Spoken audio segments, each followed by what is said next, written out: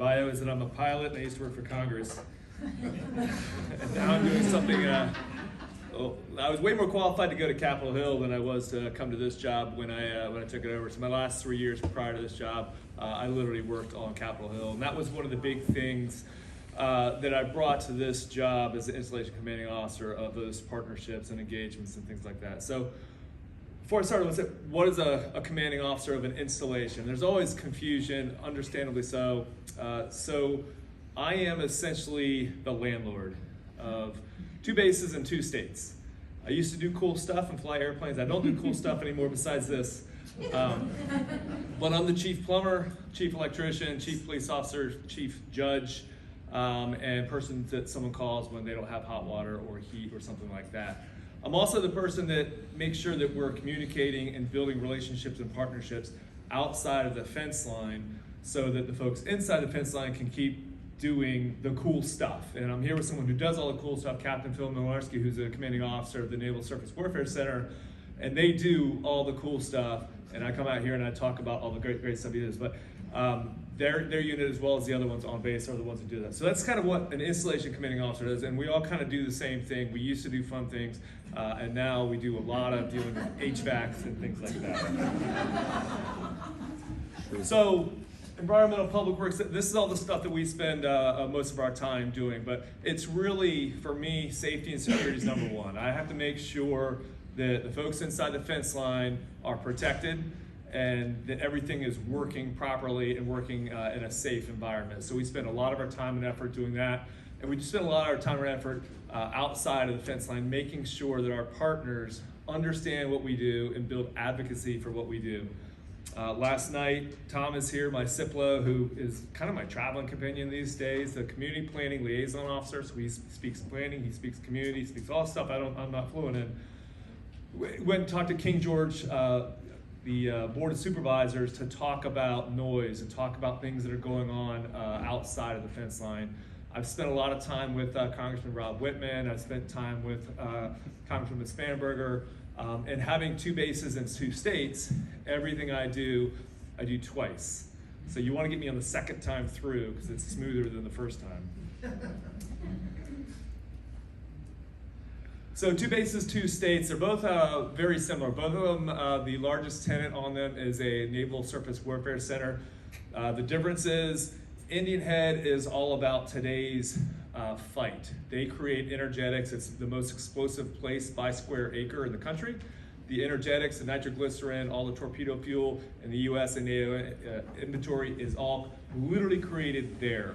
The ejection seats, propellants for the ejection seats is created there. All the energetics, day-to-day, created there. A power outage at Indian Head is a real big deal because there's things there that are creating explosives that need to keep running, so we do everything we can to keep that running. Dahlgren is about keeping pace with keeping a strategic advantage over our near-peer competitors. The folks at the Warfare Center, the folks at the Joint Warfare Analysis Center, Space, our Aegis Training Center, it's all about making sure that we, in 10 years and 15 years, are outpacing all of our peers and keeping ahead of the threat. So, most of you don't care about Indian Head, so we won't talk about Indian Head. Dahlgren. I didn't know where Dahlgren was when they selected me for command, and I lived an hour and a half away, and I'd never heard of it. So I drove down, and I saw it's kind of in the middle of nowhere. Dahlgren was created over 100 years ago to be a self-sustaining community. Since then, commissary, exchange, bowling alley, auto skills, we don't have auto skills anymore, movie theater, a school, everything, because there was nothing else around Dahlgren. It's grown and grown and grown until you see what it is here. 4,000 acres, 200 family homes for folks that live on base, both military and civilian, and then all the other infrastructure there. It's on a super expensive piece of land right on the Potomac, and it's beautiful. So who are we? The biggest thing that I draw your attention to here, 11,000 people. $660 million is the annual payroll for civilians, $66 million for the military. So $750 million in payroll every year at this place right off the Potomac in a county of 25,000 people. That's kind of stuff that I want to make sure the folks here, the chamber, everyone understands. There is a lot of folks that are there, a lot of highly talented folks. A lot of them work for Captain Milinarski here, and you see this split between civilian and military. We are a mostly civilian base, and both bases are the same. They're 85 to 90% civilian, which is a blend between government civilians and contractors, as you can see up on the screen. So very unique kind of base with, we spend a lot of our time working with civilian issues and civilian opportunities.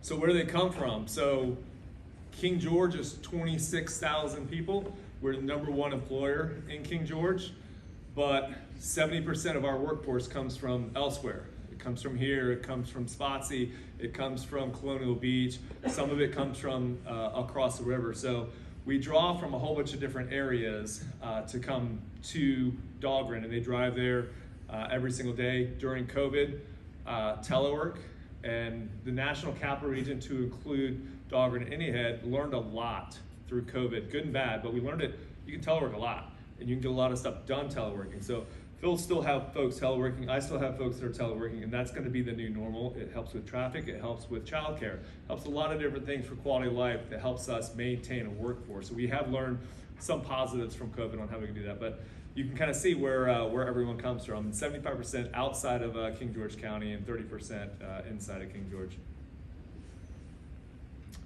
So who's there? So we talked about the Warfare Center.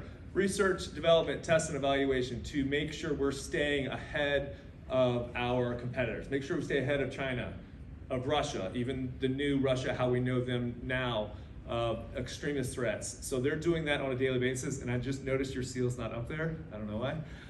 Don't take it the wrong way, Phil. But the #1, the largest tenant on base, and they do that. They also make the most noise.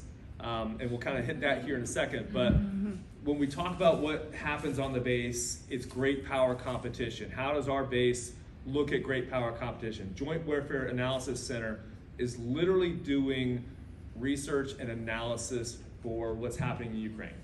They're wargaming and doing modeling and simulation for things in Iraq and Iran and North Korea. They're working all those kinds of things. Something that most folks don't know we have on base, space. So of all the buildings on the base, of all the things we have on the base, the single most important building we have as far as my ability to use lawful or lethal force is space. They control 26,000 things flying around in space and make sure they don't hit each other. And that happens at this little place called Dahlgren. They've got about 55 folks there, and they're literally doing that around the clock. It's a fairly new mission set that has evolved from the Air Force, and once the Space Force was stood up, they went from a detachment to now a full squadron. So we've spent a lot of time, effort, money, strengthening those facilities, making sure that they're resilient, making sure that they don't go offline, because that would be bad. And there's backups just in case. But that is one of the newer things that we have on base. And then the school, sailors, so 300 to 350 fire controlmen who are learning how to use Aegis weapon systems, learning how to use radars, learning how to use these fire control systems for the most advanced and yet to be even hitting the line ships of the future. So you can't put an Aegis ship underway without the folks that we have at Dahlgren going out of there. So when I say we make a lot of noise, so the Potomac River Test Range, Dahlgren and the weapons, the gun line there started up at the Navy Yard, and ranges got too long, so they moved it down to Indian Head. Ranges got too long, so they found this place that is unique in the United States of America. It's a straight shot, and it's a straight shot where you can put range stations all the way down this river to gather information, to gather data about whatever it is that you're firing down that river. So it became the long-term home for NSWC and essentially NSF Dahlgren. But they shoot stuff down that river, which as they're doing cool stuff, I spend time talking to Colonial Beach, I spend time talking to King George, talking about noise, talking about sound attenuation, talking about how many decibels go out. Just like Mike said, our realtors don't work during the week either. tough to sell a place, especially Colonial Beach like that. But we have a fantastic relationship with them, and we have with Phil's team the science and the data that goes with, here's what we're doing, here's the method behind it, we can give you some peace of mind saying that when something is fired, here's the science and the modeling that says here's how loud it's going to be, and here's how we do a double check to make sure it wasn't any louder than that. So a lot of work goes into that to create a good environment between us and our community partners for the range there. And then what else do we have? So we have the Navy's, I'll say this carefully, we have the only DoDEA school in the United States of America that is on a Navy base. There's a lot of other DoDEA schools, but we're the only Navy one. We have about 100-ish kids from pre-K through 8, and we have now a new pilot program that we got approved for this year. So if you are active duty, you live off base, you want your child or children to go to school on base, they can go. And that was something that had to get approved all the way up through the Secretary of Defense, strangely, but it did. Makes total sense, and it's been great, and we've increased our enrollment at the school. The school's fantastic, but I'll say, they get in plenty of trouble too. They're creative. But it is awesome, and it is one of the things that is a staple of our community there on base.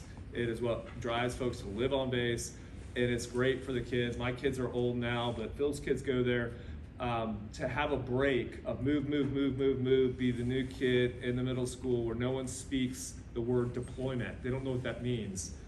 Everyone speaks deployment at the DoDEA school, so it is a great chance for them to sort of re-baseline, be with people who are in the similar circumstances, who have been there, done that, and are about to go there and do that again. So our school is absolutely awesome. We have great partnerships with Exchange, with Topside, Federal Credit Union back here. But a lot of what we do relies on partnerships. So I mentioned the auto skills. So back in the day, we had a golf course.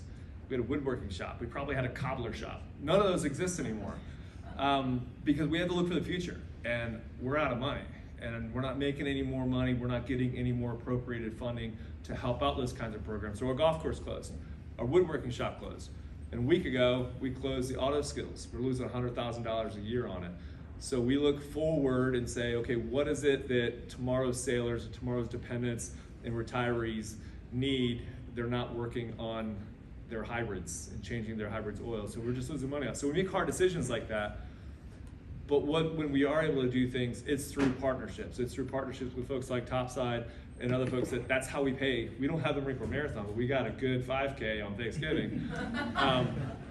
But we use those partnerships. We are very, think locally, act globally kind of thing. We are with our local partners constantly begging them for money to help us do things in sponsorship and really develop quality life programs there. One of the things that I say, we have some capability gaps, capacity gaps. Of the sailors that, when I joined the Navy, if you were an E1 to E3, they said if you wanted a spouse, they'll issue you one. We have 45% of our base housing is being used by E1 to E3 who has dependents. It's completely different. It blows my mind. They're all over the place. And I'm like, you're an E3 and these are your 2 kids. And so it changes. So they're not eligible to go to the barracks. I have 202 homes on base. The math doesn't work out. So we need help. We have a capacity gap in not low income housing, but appropriate income housing for junior sailors to be able to afford something out on the economy. We don't have it right now. And having, commutes and things like that, it's a wicked problem that we've identified and going forward. Like, this is crazy that, but these are folks not on their first career. They may have done something earlier and then decided to enlist. And so my executive assistant was 26, E3, and single mom. And that's challenging. So we've had that, and then a couple other gaps that we've had is I drive an electric car, so no big deal. I charge it here because I can't charge it anywhere closer to my house, and I live 27 miles away. We have no EV charging capabilities. 2022, 7% of all new cars, or all cars sold, were electric cars. twice as much as 2021. So when I look at things like the auto skill shop versus investing in EV charging stations for the $650 million of annual salary that we have there, I'm looking at EV charging stations. It's complicated on base because Navy Exchange gets involved, but we're also looking for that out in the community. So as we look forward, those are the kinds of things that we're looking for. Those are the kinds of things that I think the chamber would be interested in, the things that keep us up at night as the landlords and lead plumber. And then last thing I'll say about that is workforce development. We can't keep HVAC people hired. We can't keep police officers hired. We don't pay enough. So we're thinking out of the box on how can we improve our workforce. We have a program right now in College of Southern Maryland for Indian Head to get these folks as they graduate trade schools and say, here's your job, please come to work with us for at least 2 or 3 years, get some on-the-job experience, and then go get more money. We're trying to work that at Dahlgren as well. That's for the labor force that I have. For the force that Phil has here of STEM, he's got a lot of programs out there just doing the same thing, trying to get these folks who, the scientists, the folks that have majored in physics and things like that, that can do this research and development and continue to do recruiting. So that's why he's here with me today, and you'll see him a lot in a lot of these small business kind of things of trying to like really sort of drum up that business to help our workforce be sustainable. That's it. All right.